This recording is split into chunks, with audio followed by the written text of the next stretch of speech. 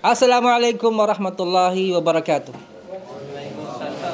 Alhamdulillahi wa kafa wa salatu wa salamu ala rasulillah. Welcome TV Forpan. Ang khutbah po ay umiikot lamang po sa sinabi ng Allah subhanahu wa ta'ala na ang pagtakot sa Allah, ang tunay na takot sa Allah. Kasi karaniwan sa mga imam, pag tumayo sa mimbar, isa sa mga haligi o pundasyon ng khutbah ay ang dapat marinig ng tao, ang payo o paalala na dapat matakot sa Allah. Isa yun eh.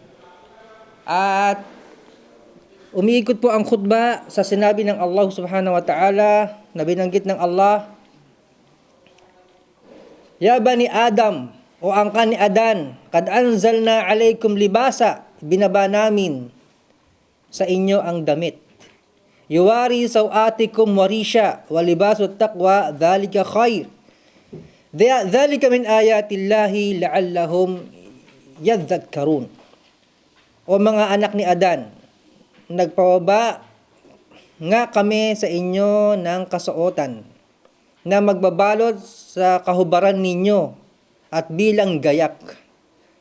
Ang kasuotan ng pangingilag magkasala, iyon ay higit na mabuti.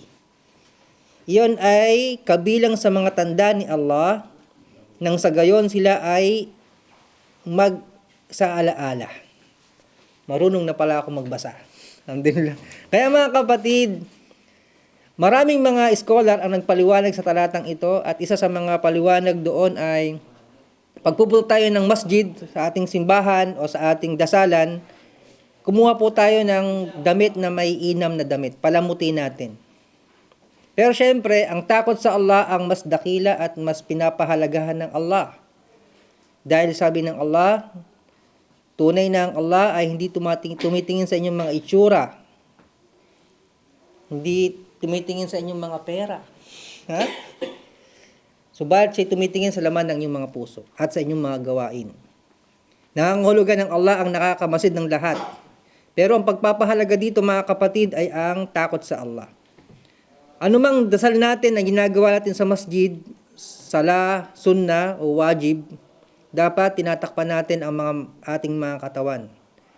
Pag sinabing warisya, ito ang palamuti sa ating katawan lupa. Subalit ang takwa, ito ang pag-iwas sa mga pinagbabawal at pagsunod sa mga pinag-uutos ng Allah. Dito po umiikot ang khutbah at siya'y nanalangin at tayo po ay nagsala. Mga kapatid, ang ilan sa mga dapat nating mapulot na aral dito mga kapatid, ang pagdarasal natin dahil sabi ng Allah, Ju'ilal ardu masjidan wa tahura.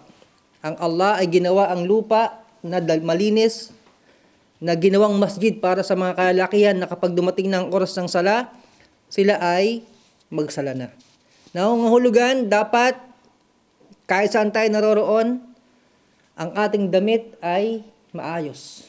Natatakpan natin ang ating mga aura. At ang pinakamainam na damit ay natatakpan ang ating mga katawan. Lahat. Ito ang pinakamainam na damit. At syempre, meron tayong huwaran na si Propeta Muhammad sallallahu alaihi wasallam na inaiulat na ang puting damit ang pinaka sunna na dapat nating gamitin. At marami pang iba ang mapupulot nating aral hinggil sa hadith na ito. At nawa, ang palamuting ito ay hindi lamang sa simbahan, sa masjid, subalit kahit saan tayo naroroon. Ito ang takot sa Allah. Assalamualaikum warahmatullahi wabarakatuh.